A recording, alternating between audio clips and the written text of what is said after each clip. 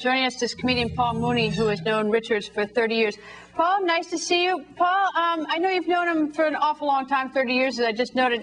If I had run into you on Thursday, the day before this happened, I said, what's Michael Richards like? What would you have said to me? Funny, kooky, slapstick, very talented.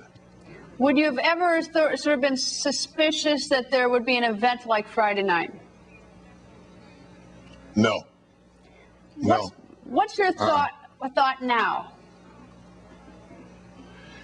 Well, it's like, I got phone calls about it, and I didn't see it, and then I saw the tape, and I thought I was at a Ku Klux Klan rally.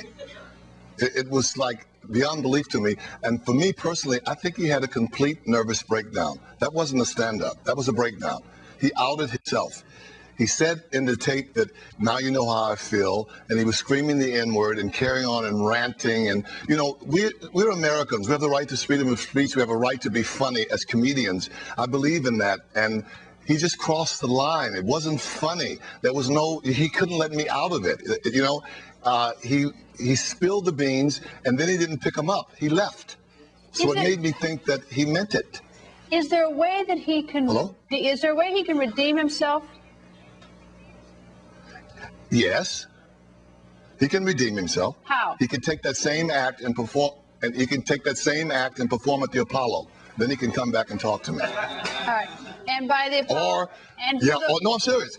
Apollo Theater, the Apollo audience. In Harlem. Yeah. I was just going to tell for those of the viewers who are unfamiliar with Apollo, the Apollo Theater in Harlem. Okay. What do you think would happen if he did that? You know what? That's funny. That's funny. The Apollo is world-renowned. They know the Apollos. Trust me, sweetheart. The Apollo in Harlem is as white as you, so don't worry about it. Actually, you know what, Paul? But anyway, I've been to the Apollo. What? You probably live there. But anyway, listen. No, I know. The Apollo's a great place. Anyway, he can do that, or he can host the BET Hip Hop Awards.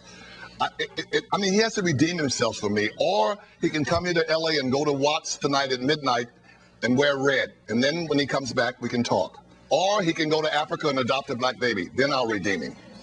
Is this a career killer for him if he doesn't do any of the things that you suggest?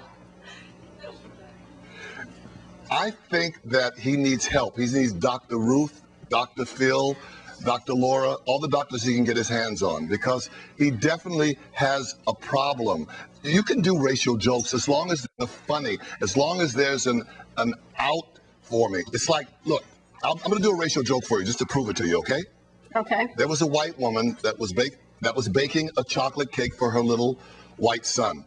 She turned her back, he took the chocolate, rubbed it on his face, said, "Look, Mommy, I'm black." And the mother slapped him, said, "Don't you ever say that in this house. Go tell your father what you said." He put the chocolate on his face, he went to his dad. "Look, Daddy, I'm black." The daddy slapped him. "Don't say this. Go to your grandfather." "I'm black, Grandpa." He slapped him. "Go back to your mother." The mother sit him down and said, "Timmy, now what have you learned today?" And Timmy said, "I've learned I've been black for 5 minutes and already I hate you white people." And on that note, Paul, I got to go. Thank you very much. Now, Richard